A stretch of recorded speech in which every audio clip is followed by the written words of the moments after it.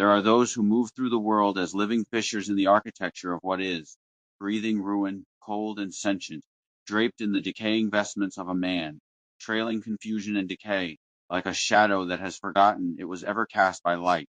They are not monstrous in the way of fire, which at least illuminates in its destruction.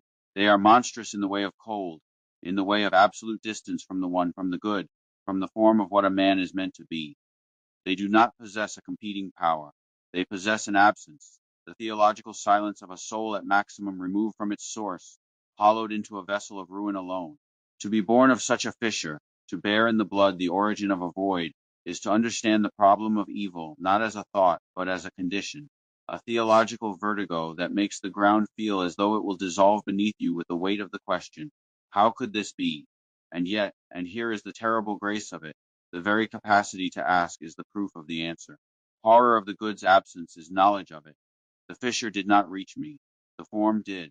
To gaze into that malice, to name it without flinching, without the false comfort of explanation or the cowardice of denial, and to refuse, with every faculty of the soul, to let its darkness eclipse your own nature.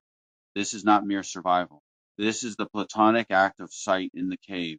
This is the Neoplatonic refusal of dissent. This is the Socratic commitment to the examined life in the presence of all that argues against examination. It is, in the oldest and most absolute sense of the word, a theological act of war.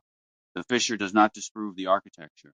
It defines, with terrible and clarifying precision, the absolute necessity of the sentry who stands within it, who knows the cold, who has measured the depth of the void, and who builds and lifts and refuses in a sense. Lord, help my poor soul, and grant it the strength to be the answer to its own prayer.